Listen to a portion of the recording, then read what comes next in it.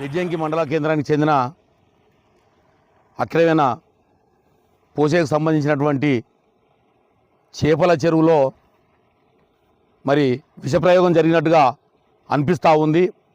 మరి చెరువే మొత్తం అందులో ఉన్నటువంటి దాదాపుగా ఒక 40 టన్నుల చేప మరి అకాలంగా మరి ఎలాంటి వ్యాధి లేకుండా మరి చుట్టుపక్కల కూడా ఎలాంటి వైరస్ కూడా లేకుండా మరి ఇది చనిపోవడము మరి ఇది ఎన్నో అనుమానాలకు దారితీస్తూ ఉంది.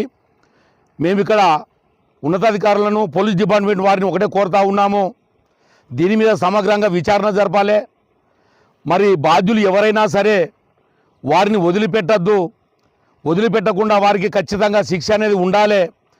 ఇది ప్రకృతి వైపరీత్యం అయితే కాదు, ఖచ్చితంగా చెప్పదలుచుకున్నాము. ఎందుకంటే వాటర్లో కూడా కలర్ చేంజ్ అవ్వడము, మరి చేప కూడా దాని రంగు కూడా చేంజ్ అవ్వడం చూస్తూ ఉంటే ఖచ్చితంగా ఇది విషప్రయోగం జరిగిందనే చెప్పవచ్చు.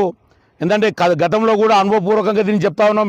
అక్కడక్కడ ఈ యొక్క విషప్రయోగాలు జరిగినటువంటి చెరువులను పరిశీలించినప్పుడు సేమ్ ఇదే విధంగా మరి ఆ విషప్రయోగం జరిగినటువంటి చేపలు రంగు మారి మరి నల్లగా అయ్యి అక్కడ ఉన్నటువంటి నీళ్ళు కూడా నల్లగా అయ్యి మరి రంగు మారుతూ ఉండే. మరి ఈ రోజులలో ముదిరాల మీద కావాలనే మరి ప్రత్యేకంగా దాడులు కావచ్చు, పరోక్షంగా మరి వారి సంపాదన మీద మరి దెబ్బ కొట్టాలని చూస్తూ ఉన్నారు, ఏదో కూడా చేస్తూ ఉన్నారు. మరి మొన్ననే మరి ఆయన బతకాలనే ఉద్దేశంతో మరి ఒక చేపల చెరువును నిర్మించుకొని భూమిని కూడా లీజుకు తీసుకొని ఆ లీజు భూమిలో మరి ఒక చేపల చెరువుని నిర్మించుకొని చేపల పెంపకం చేపట్టిండు.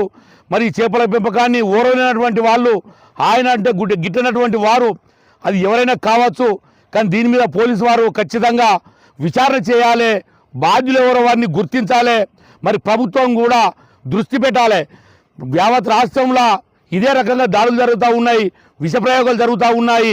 కొన్ని జాగాలలో మరి ముదిరాలను గ్రామాల నుండి వెలివేస్తూ ఉన్నారు. ఇలాంటి వెలివేత ఎక్కడైతే బలంగా ముదిరాలు ఉంటారో మరి చిల్లర మీద దాడులు చేస్తూ విషప్రయోగాలు చేస్తూ చేపల్ని చంపుతూ ఉన్నారు. ఇది సరైంది కాదు.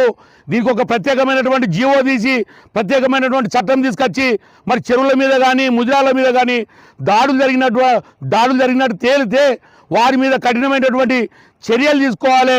మా రైతుకు సంబంధించి మా ముదిరాలకు సంబంధించి ఎంతైతే నష్టం జరుగుద్దో ఆ నష్టపరిహారాన్ని వారి నుండి ఇప్పించే ప్రయత్నం చేయాలి. ప్రభుత్వాన్ని కూడా మేము డిమాండ్ చేస్తూ ఉన్నాము.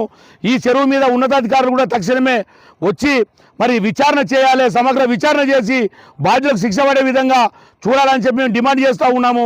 ఈ సందర్భంగా వారి కుటుంబానికి మేము సానుభూతి తప్ప ఏం చేయలేనటువంటి పరిస్థితి. గవర్నమెంట్ కూడా మరి ఎందుకంటే 40 టన్నుల చేప చనిపోయింది కాబట్టి ఒక రైతు తట్టుకోవాలంటే తట్టుకోలేడు. మరి అందరి లెక్క ఉన్నత స్థానంలో ఉన్నటువంటి వ్యక్తి కాదు, పేద కుటుంబం నుంచి వచ్చినటువంటి వ్యక్తి అప్పులు చేసి మరి యొక్క చెరువు నిర్మించుకున్నాడు. కాబట్టి ప్రభుత్వం ఆలోచన చేయాలి, అధికారులు ఆలోచన చేయాలి.